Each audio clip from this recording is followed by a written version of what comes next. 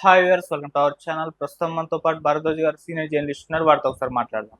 నమస్కారం సార్. నమస్తే అండి. సార్, పాస్టర్ ప్రవీణ్ గారి మృతికి సంబంధించిన మిస్టరీ ఇంకా కూడా వీల్లేదు. అంటే కొన్ని సీసీ కెమెరాలు ఆ ఫుటేజ్ అన్ని కూడా బయటకు వస్తున్నప్పటికీ అవన్నీ కూడా ఆయన మద్యం తాగి డ్రైవ్ చేసి యాక్సిడెంట్ గురై చనిపోయారు అని చెప్పేసి ప్రొజెక్ట్ చేసే ప్రయత్నం అయితే జరుగుతుంది. కానీ అది కంప్లీట్ గా అఫీషియల్ గా అయితే ఇది యాక్సిడెంట్ అని చెప్పేసి అనౌన్స్మెంట్ అయితే రాలేదు. మరోవైపు దీనిపైన క్రిస్టియన్ సంఘాలు, పాస్టర్లందరూ కూడా ఇది హత్య కోణమే ఉందని చెప్పేసి వాళ్ళు ఆరోపించడం చూస్తున్నాం. అయితే ఒక వివేక తరహా రాజకీయం పాస్టర్ ప్రవీణ్ చుట్టూ జరుగుతుందని చెప్పేసి కూడా మాట్లాడుతున్నారు సార్. అంటే వివేక హత్యకి సంబంధించి మొదట ఇది గుండెపోటు అని చెప్పేసి సహజ మరణంగా చిత్రీకరించే ప్రయత్నం చేశారు. ఆ తర్వాత అది బయటపడడంతో, ఎక్స్పోజ్ అవడంతో వేరే తరహా రాజకీయాలు దాని మీద చేశారు. ఇప్పుడు అదే కోణంలో పాస్టర్ ప్రవీణ్ గారి విషయంలో కూడా జరుగుతుందని కూడా ఆరోపిస్తున్నారు సార్. మరి ఏ విధంగా చూస్తారు మీరు ఈ ఇష్యూని సార్? అక్కడ జరిగినటువంటి వివేకానంద రెడ్డి హత్య కేసులో జరిగినటువంటి పరిణామాలు, అవి కుటుంబ తగాదాలు, ఆ గొడవ వేరు. ఇదేమో సామాజిక కోణం ఒకటి ఉంది దీంట్లో. అంటే ప్రధానంగా వీళ్ళు ఇది హత్య కావచ్చు అని ఆర్గ్యూ చేయటానికి ఒక ప్రాతిపదిక ఉంది. ఆ ప్రాతిపదిక ఏంటంటే అతను రకరకాల విషయాల్లో వేరే సమూహంతో, ఒక మెజారిటీ మతం తాలూకా సమూహంతో ఘర్షణాత్మక వైఖరికి వెళ్ళటం, అట్నుంచి కొన్ని ఆకాంక్షలు వ్యక్తం కావటం. అంటే ఇతన్ని ఫిజికల్గా అంటే భౌతికంగా తొలగించేస్తాం మేము అన్న పద్ధతిలో వాళ్ళ అభిప్రాయ ప్రకటన చేసేశారు. ఆ చేయటం అనేటువంటి నేపథ్యం ఒకటి ఉంది ఇక్కడ. అందుకని వీళ్ళు ఇది హత్య కావచ్చు అని మాట్లాడుతున్నారు. ఆ అభిప్రాయం వ్యక్తం చేయటానికి ఒక ప్రాతిపదిక ఉంది. ఈ ప్రాతిపదిక కరెక్టా కాదా అనేది వేరే గొడవ. అంటే హత్య జరిగిందా, యాక్సిడెంట్ అనేది వేరే గొడవ. కానీ హత్యగా అనుమానించడానికి తగినటువంటి ఒక బేస్ ఉంది, ఇక్కడ ఒక ప్రాతిపదిక ఉంది. ఇలాంటిది అక్కడ ఆ గొడవ వేరు. అది టోటల్గా వివేకానంద రెడ్డిది. అది ఇన్ని సంవత్సరాలు తేల్చట్లేదు, ఇప్పటికీ అదే గొడవ. అది కూటమి ప్రభుత్వం అధికారంలోకి వచ్చిన తర్వాత ఇమ్మీడియట్గా దానిలో నిజానిజాలు ఏంటో చెప్పేసి ఎవరైతే దోషులు అని భావిస్తున్నారో వాళ్ళు కొన్ని విషయాలు దాచిపెట్టారని కదా గొడవ ఆ రోజున.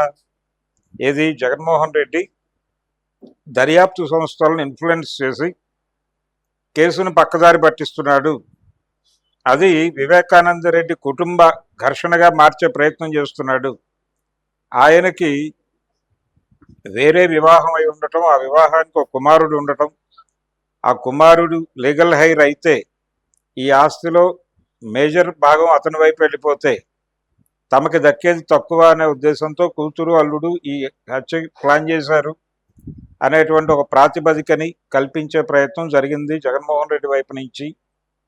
అలా ఆయన దర్యాప్తు మీద రకరకాల ప్రభావాలు వేసి దర్యాప్తును నీరు కార్చడానికి దర్యాప్తు సంస్థలను వశపరుచుకుని కేసు నీరు కార్చాడని కదా గొడవ. మరి మీరు వచ్చినప్పుడు అవన్నీ పరిష్కరించేయాలిగా ఇమ్మీడియట్గా. పైగా మీరు చేయక్కర్లేదు, పోలీసు విభాగానికి ఆ ఫ్రీ హ్యాండ్ ఇస్తే వాళ్ళు చేసేస్తారు కదా.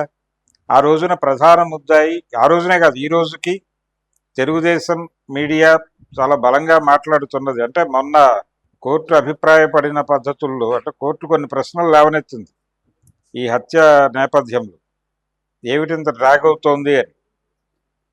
అలాగే ప్రభుత్వం కోర్టుకి సమర్పించినటువంటి అఫిడవిట్లు ప్రస్తావించిన విషయాల మీద కూడా చాలా పెద్ద ఎత్తున రకరకాల పద్ధతుల్లో తెలుగుదేశానికి చెందిన మాధ్యమాల్లో రకరకాల వార్తలు సర్క్యులేట్ అయినాయి. ఆ వార్తల్లో కూడా పాత ఆరోపణలే అక్నాలెడ్జ్ చేశారు మళ్ళీ వీళ్ళు.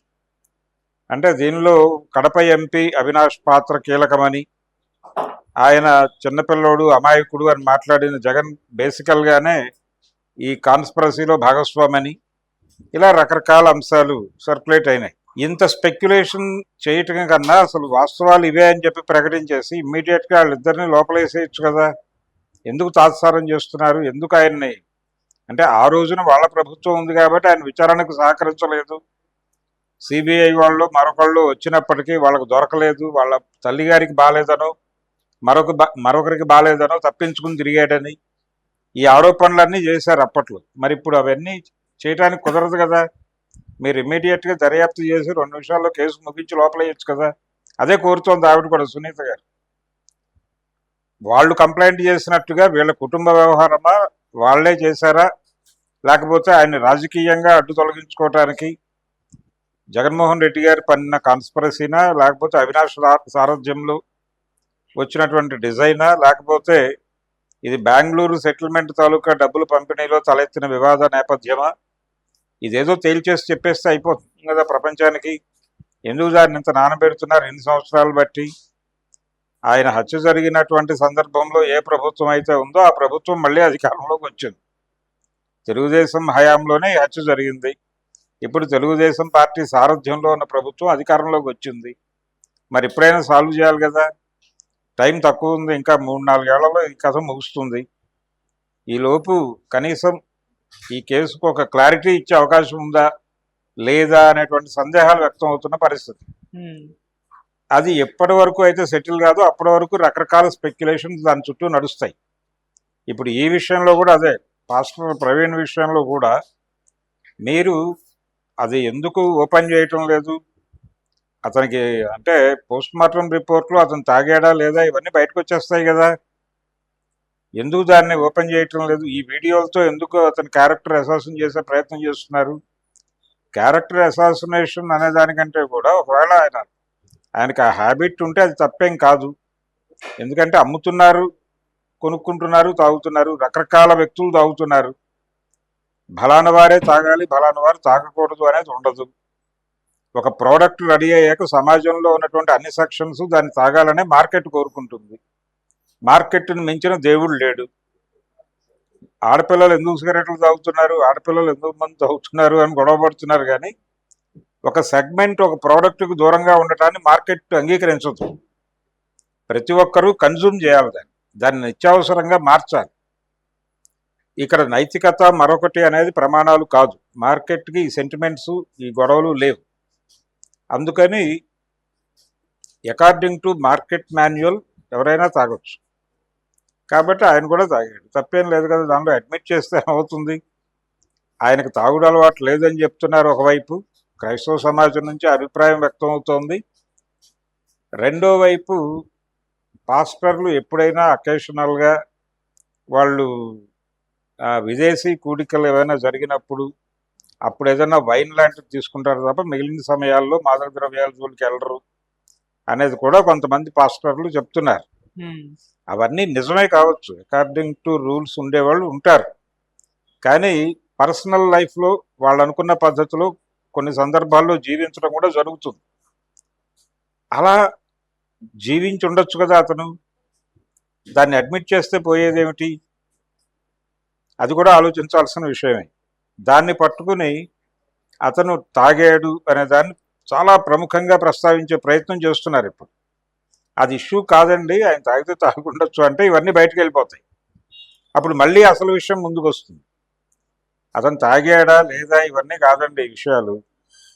అతను యాక్సిడెంట్లో చనిపోయాడా, అతను ఎవరైనా హత్య చేశారా? యాక్సిడెంట్లో చనిపోయాడని మీరు ప్రకటించారు.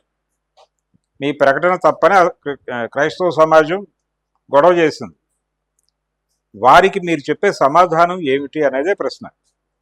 వారికి ప్రభుత్వం వైపు నుంచి ఎందుకు చంద్రబాబు నాయుడు ఇన్వాల్వ్ అవ్వాలి దానిలో? ఎందుకు హోంమంత్రి గారు గందరగోళ పడాలి? ఏం చెప్పాలో మాట్లాడుకుని చెప్తాం, ఇలా ఇలా ఎలా పడితే అలా మాట్లాడే విషయం కాదు అని ఎందుకు మంత్రులు మాట్లాడుతున్నారు? ఎందుకు ఆయన హర్షకుమార్ అంత రెచ్చిపోతున్నాడు? అంటే క్లారిఫికేషన్ లేక, విషయాన్ని స్పష్టంగా చెప్పేసి బాబు జరిగింది ఇది, మాకున్నటువంటి సమాచారం మేరకు మేము డిరైవ్ అయినటువంటి విషయాలు ఇవి. అతను తాగాడు, హైదరాబాద్ నుంచి తాగుతూ వస్తున్నాడు. ఆ వస్తున్న క్రమంలోనే మార్గమధ్యంలో మా వాళ్ళు ఆయన హెచ్చరించారు.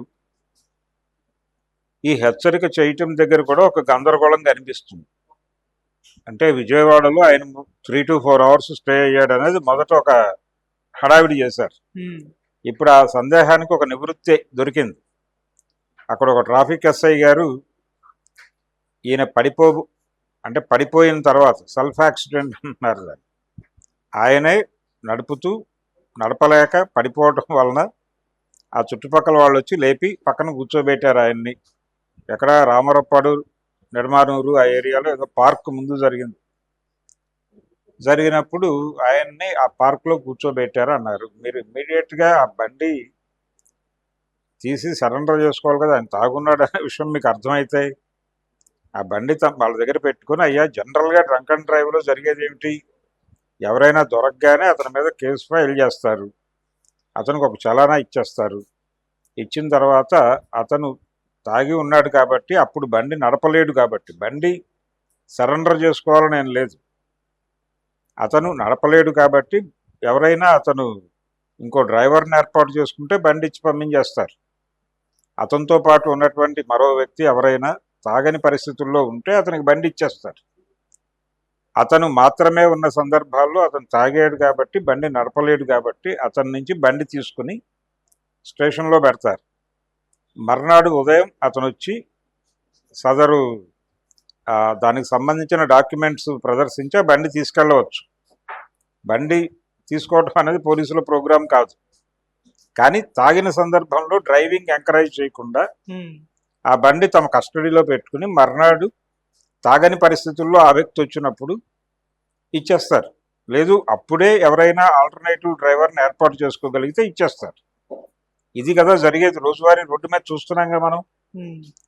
మరి అంత ఆపస్మారక స్థితిలోకి వెళ్ళే లెవెల్లో తాగేసి ఉన్నప్పుడు మీరు బండి తీసేసుకుని మీ కస్టడీలో పెట్టుకుని రాజమండ్రి వెళ్తావో ఎక్కడికి వెళ్తావో వెళ్ళిపో, లేదు ఇక్కడ ఏదైనా హోటల్లో రూమ్ తీసుకుని పడుకుంటే పడుకో. నువ్వు తాగని పరిస్థితుల్లో వచ్చినప్పుడు బండి ఇస్తావని చెప్పుంటే ఈ గొడవ జరిగేది కాదు కదా. ఎందుకంత లూజుగా వదిలేసాడు ఆయన అక్కడ ట్రాఫిక్ ఎస్ఐ గారు అనే ఒక ప్రశ్న ఎవరైనా రైజ్ చేసే ఛాన్స్ ఉంది కదా. పైగా ఆయన చాలా గౌరవప్రదంగానే ఉన్నారు, గౌరవప్రదంగానే మాట్లాడారని కూడా చెప్పాడు కానీ ఆయన మొహం కడుక్కున్నాడని చెప్పాడు. అప్పుడైనా హెల్మెట్ తీసుకుంటాడు కదా, హెల్మెట్ తీసిన స్నాప్స్ ఏమీ లేవు. వాళ్ళు ఆయన రోడ్డు మీద నిర్మాణూరు దగ్గర రామరప్పాడు దగ్గర రోడ్డు మీద కూర్చున్న ఫోటో ఒకటి బయటకు వదిలేరు. ఆ ఫోటోలో కూడా ఆయన హెల్మెట్ పెట్టేసుకునే ఉన్నాడు తప్ప తీసిలేడు. తీసి తాగిన్నాడు అనే పిక్చర్ కనిపించేలాగా ఫోటోలు ఏవి బయటకు రాలేదు. ఆయన మద్యం కొంటున్నప్పుడు కూడా హెల్మెట్తోనే ఉన్నాడు. ఇవి అనుమానాలు రేకెత్తించడానికి కారణం. జనరల్గా ఎవరైనా వైన్ షాప్ దగ్గరికి కానీ ఏదైనా కొనుగోలుకి వెళ్ళేటప్పుడు బండి దిగ్గానే హెల్మెట్ తీసి దాని మీద పెట్టేసి వెళ్ళి ఆ ట్రాన్సాక్షన్ ముగించుకుని వచ్చి తిరిగి హెల్మెట్ పెట్టుకుని పెడతారు. ఇది జనరల్ ఆచారం. అక్కడ అతను హెల్మెట్ తీయటానికి ఎందుకు ఇష్టపడటం లేదు, అసలు అతనైనా అని డౌట్ రావడానికి ఇది కారణం. అంచేత 100 లూప్ హోల్స్ ఉన్నాయి వాళ్ళు ప్రదర్శిస్తున్న వీడియోల్లోనూ ఫోటోల్లోనూ. దీనికి తోడు ఇవన్నీ క్లారిటీ ఇచ్చేస్తే సరిపోతుంది. వాళ్ళు ప్రెస్ మీట్లో 100 వీడియోలు చూపిస్తున్నారు రోజు, చూపించడం లేదని ఎవరో అంటలా. ఆ వీడియోలు చూసి యాక్సిడెంట్ అని యాక్సెప్ట్ చేసేస్తే జరిగిపోతుంది, ఏం కాదు. యాక్సిడెంట్ అని అంగీకరించడానికి వీళ్ళ ఇన్నర్ సెన్స్ ఎందుకు అంగీకరించడం లేదు అంటే, ఇదేదో రచ్చ చేయాలనే కాదు, రచ్చ చేయాలని వాంటెడ్గా ఇది హత్య అని ప్రచారం చేస్తున్నారు కొంతమంది అని చాలామంది అంటున్నారు. ఈ ప్రెజర్తో చాలామంది నిజానికి దీన్ని అంటే ఆయన తిట్టడం వలన, ఆయన ఘర్షణ పడటం వలన, ఆయన ఘర్షణ పడినటువంటి సమూహాల వాళ్ళ నుంచి వ్యక్తమైన అభిప్రాయాల మేరకు ఈ అనుమానం వ్యక్తం చేయటం వలన ఏమిటి పరిస్థితి, వాళ్ళు ఏమైనా ప్రమాదం ఎదుర్కొంటారా లేదా అనేది వేరే గొడవ. అసలు ఇతనికి ఆ ప్రమాదం జరిగింది వాళ్ళ అభిప్రాయపడటానికి ఒక ప్రాతిపదిక పునాది ఉంది కదా. ఆ పునాదిని ముందు గౌరవించి ప్రభుత్వం, హోంమంత్రిత్వ శాఖ, అయ్యా గతంలో ఆయన టీవీ ఛానల్స్లో చేసినటువంటి డిస్కషన్స్, ఇతరేతర వ్యవహారాలకు సంబంధించి ఆయన మీద ఒక సమూహం ఒక వ్యతిరేక భావన ప్రకటించింది. ఆ ప్రకటించిన పునాది మీద ఈయన మరణం సహజ మరణం కాదేమో అని వాళ్ళు అనుమానపడుతున్నారు. అది కేవలం అనుమానమే, ఇదిగో ఇవి వాస్తవాలు అని చెప్పి కేసు క్లోజ్ చేశారు కదా. అదిగో అతని పోస్ట్ మార్టం రిపోర్ట్లో ఆయన ఆల్కహాల్ కన్జ్యూమ్ చేసినట్టుగా ఉంది. అంటే చాలా సందర్భాల్లో ఎవరైనా యాక్సిడెంట్ అయినప్పుడు తాగేసి ఉన్నవాడు యాక్సిడెంట్ చేస్తే అతనికి ఏదైనా బాడీలో ఏమైనా ఇరిగితే, ఫ్రాక్చర్స్ కానీ లేదు డిస్లొకేషన్స్ కానీ జరిగినప్పుడు తాగిన మందు అతని శరీరంలో ఉండగా అతనికి మత్తు మందు ఎక్కించరు. మత్తు మందు ఎక్కిస్తే తప్ప అది సెట్ చేయడానికి ఉండదు. ఎందుకంటే మత్తు దిగిన తర్వాత మాత్రమే వాళ్ళు ఎనస్థీషియా ఇచ్చి ఇతర కార్యక్రమాలు మొదలు పెడతారు. అతన్ని ఇమ్మీడియట్గా హాస్పిటల్కి ఎందుకు మూవ్ చేయలేదు? ఆ దగ్గరలోనే చాలా హాస్పిటల్స్ ఉన్నాయి. ఇప్పుడు ఆయన ఎక్కడైతే కూర్చున్నాడో రామవరప్పాడు నుంచి మొదలు పెడితే గన్నవరం మధ్య వరకు, నిర్మానూరు, ప్రసాదంపాడు, ఆ ఏరియాలో చాలా పెద్ద హాస్పిటల్స్ వచ్చినాయి. ఒకప్పటి విజయవాడ కాదు అది. ఒకప్పటి విజయవాడలో ఎక్కడ ఏం జరిగినా కానీ విజయడాక్స్ దగ్గరికి రాకపోతే డాక్టర్ దొరికేవాడు కాదు. ఇప్పుడు ఆ పరిస్థితి లేదు. ప్రతి చోట సూపర్ స్పెషాలిటీ హాస్పిటల్స్ వచ్చేసినాయి. ఆ పక్కనే ఏదో ఒక హాస్పిటల్కి తీసుకెళ్ళి అతన్ని కూర్చోబెట్టేసి బాబు ఇక్కడే హోల్డ్ చేయండి అని చెప్పుకుండొచ్చు. ఆయన గౌరవనీయంగా మాట్లాడాడు, ఇబ్బందికరంగా లేడు అనుకున్నప్పుడు, పైగా ఆయన ఆర్థికంగా అంత స్థితిమంతుడు కాదు అనే పరిస్థితి కూడా లేదు. ఆ మాట వీళ్ళు చెప్తున్నారు. ఆయన ఎందుకు ఆ పార్కులో అలా పడి దొరలాలి? ఆ మట్టిలో పడుకున్నాడు ఆయన అని కూడా చెప్తున్నాడు ఆయన, ఎస్ఐ గారు. ఆ మట్టిలో పడుకున్నాడు, 3 hours అక్కడే పడుకున్నాడని చెప్తున్నాడు ఆయన. 3 hours ఇక్కడ ఎందుకు పడుకుంటున్నారండి మీరు? అక్కడ హోటల్స్ ఉన్నాయి చాలా. ఆ హోటల్స్లో ఏదో రూమ్ తీసుకుని పడి ఉండొచ్చు కదా, హ్యాపీగా స్నానం చేసి పొద్దున్నే వెళ్ళండి, ఈ లోపల బండి బాగు చేసుకోండి. ఇతనికి టీ తాగించామని చెప్తున్నాడు ఆయన. ఆ టీ తాగించినటువంటి హోటల్ రోడ్డు అవతల ఉంటుంది, వారు చెప్తున్నటువంటి హోటల్ అవతల ఉన్నప్పుడు అక్కడ దాకా నడిపించి తీసుకెళ్లారు, టీ ఇప్పించారు, ఆయన మొహం కడుక్కున్నాడు అక్కడ అని చెప్తున్నారు. ఆ హోటల్ వాళ్ళు ఇది బాగు చేయడానికి కూడా ప్రయత్నం చేశారు. ఈ హెడ్ లైట్ వాళ్ళు ఏదో తాడు తీసుకొచ్చి కట్టబోయారు, ఆ తాడుతో అది అవ్వట్లేదు, ఏదైనా ప్లాస్టిక్ వైర్ దొరుకుతుందేమో అని నేను ఈ చెక్ పోస్ట్ దగ్గర ట్రై చేశాను, ఈ లోపు అతను వెళ్ళిపోయాడు అనేది ఆయన కంక్లూడ్ చేస్తున్న విషయం ఎస్ఐ గారు. ఆయన్ని అలా ఎలా వదలాలి? ఆయన దగ్గర నుంచి ఇమ్మీడియట్గా తాళం తీసేసుకుని మీరు అనుమానించాలి కదా, ముందు పోలీసుల పని కదా అది. అనుమానించి వారు ఏదో ఎలాగో అలాగో వెళ్ళిపోవాలని ట్రై చేస్తాడు ఆయన, మళ్ళీ అక్కడే పడుకున్నాడని చెప్తున్నారు. ఇవి రెండు కాంట్రడిక్టరీగా ఉన్నాయి కదా స్టేట్మెంట్లు. మొహం కడుక్కుని వచ్చి అక్కడ పడుకున్న మనిషి అంటే లేచిన తర్వాత టీ ఇప్పించారా? లేచిన తర్వాత టీ ఇప్పించాక పారిపోయాడు ఆయన. ఎందుకు పారిపోనిచ్చారు మీరు అనే సందేహాలు ప్రపంచానికి రావడానికి అవకాశాలు ఉన్నాయి కదా. సో కొంత గందరగోళం అయితే ఉంది ప్రభుత్వం వైపు నుంచి, పోలీసుల వైపు నుంచి వస్తున్న ప్రకటనల్లో. ఈ గందరగోళం లేకుండా స్ట్రైట్ అవే అది యాక్సిడెంటే. ఇప్పుడు నేను హర్షకుమార్ వెళ్ళి అక్కడ సంఘటనా స్థలాన్ని పరిశీలించి ఆయన దిగాడు, ఎక్కాడు, ఈ మాత్రం సైజుకే అన్ని గాయాలు తగులుతాయా, చనిపోతారా మనుషులు అని ఆయన ఫామ్ హౌస్కి వెళ్ళి ప్రెస్ మీట్ పెట్టి మాట్లాడాడు. ఎందుకు ఆయనకు అంత అవకాశం ఇస్తున్నారు? మీరు కంక్లూడ్ చేయొచ్చు కదా విషయాన్ని. ఒకవైపు తెలుగుదేశం పార్టీకి చెందిన మీడియా అంతా కూడా హత్య అని నిర్ధారించి వార్తా ప్రసారం చేసేస్తున్నప్పుడు మీరెందుకు చంకాలి? ఇదిగో అతను ఆల్కహాల్ తీసుకున్నాడు, ఈ మధ్యలో ఉన్నటువంటి వీడియోలన్నీ కూడా కల్పితం అని చెప్తున్న మాటల్లో అర్థం లేదు, ఆయనే ట్రావెల్లో ఈ బలానా మద్యం పుచ్చుకున్నారు, ఇదిగో నివేదిక అని చెప్పేయండి. అదే నిజమైతే ఎందుకు ఇబ్బంది? వాళ్ళ మనోభావాలు గాయపడతాయంటే ఆల్రెడీ అయిపోయింది ఆ పని, ఆ కార్యక్రమం విజయవంతంగా జరిగిపోయింది. వాళ్ళు అలవాటు పడిపోయారు, వాళ్ళ మీద ఆల్రెడీ వాళ్ళు ఓవర్ యాక్షన్ చేస్తున్నారు అనే అభిప్రాయం మిగిలిన సమూహాలకి కలిగిపోయింది. అది కలిగించడమే మీ ఉద్దేశం అయితే అది జరిగిపోయింది. సో ఇప్పుడు మీరు వాస్తవాలు చెప్పచ్చు హ్యాపీగా. వాస్తవాలు చెప్పడానికి తగినటువంటి గ్రౌండ్ ప్రిపేర్ చేసేసుకున్నారు. మీ మీడియా కూడా కూడై కూస్తుంది అది హత్య కాదు, యాక్సిడెంటే. మరి ఇంకెందుకు మొహమాటం? చెప్పేయచ్చు కదా. హోంమంత్రి గారు ఒక ప్రెస్ మీట్ పెట్టి దీనికి భిన్నంగా ఎవరైనా మాట్లాడితే లోపలేస్తామని ఒక వార్నింగ్ ఇచ్చి చేస్తే అయిపోతుంది. ఎందుకు తాత్సారం చేస్తున్నారు అనేది ప్రశ్న. ఈ తాత్సారం చేస్తుండగా అక్కడ ఏమైనా దాన్ని ట్యాంపర్ చేస్తున్నారా అని ఒక సందేహం, దాన్ని ఏమైనా మారుస్తున్నారా అనేది ఒక డౌట్. ఇలా రకరకాల సందేహాలు వచ్చేస్తాయి. వివేకాకి సంబంధించిన గొడవ కూడా దాదాపు సిమిలర్గా కనిపించినప్పటికీ అక్కడ కుటుంబ నేపథ్యం ఉంది, ఇక్కడేమో క్రైస్తవ సమాజం ఎలా ఫీల్ అవుతుంది అనేది ఏదైనా ఉండుంటే, ఒక సెన్సిటివిటీ కనుక పోలీసులు, హోంమంత్రి గారు, ప్రభుత్వం ఫీల్ అవుతూ ఉంటే ఆ సెన్సిటివిటీని చంపేశారు, ఆల్రెడీ అయిపోయింది. ఇంకా ఇప్పుడు మొహమాట పట్టడంలో అర్థం లేదు.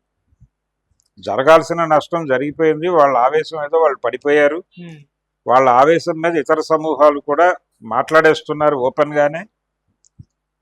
నా గొడవ ఏంటంటే ఇదంతా ఓకే, బాగానే ఉంది. వాళ్ళు ప్రధానంగా సందేహం ఎక్కడ పడ్డారు?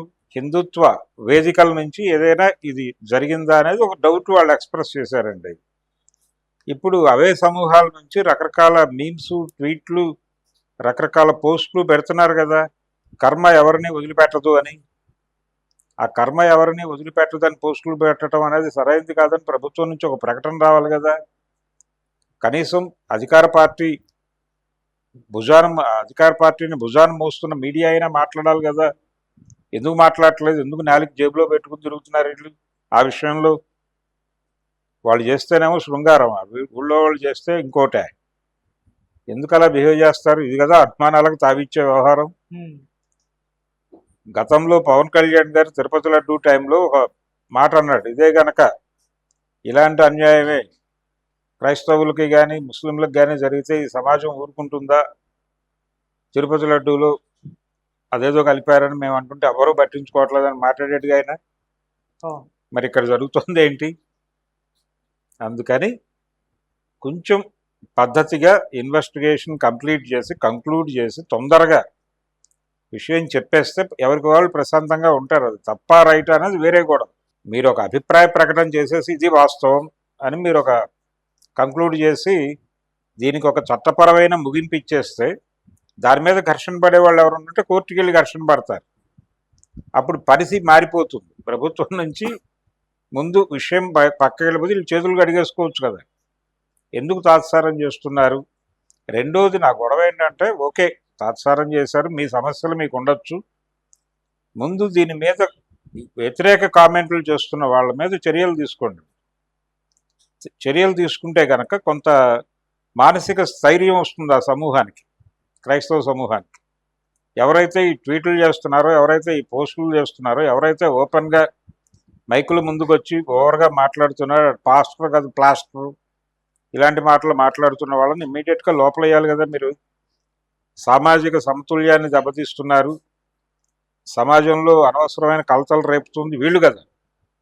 వాళ్ళని అలా ఒక నలుగురిని బుక్ చేయండి, ఇమ్మీడియట్గా అవుతుంది, వాళ్ళ గొడవలు అవుతాయి. ఆ పని ఎందుకు చేయరు వీళ్ళు? అందుకని ఇంకా రచ్చ జరుగుతోంది. ఈ పనులు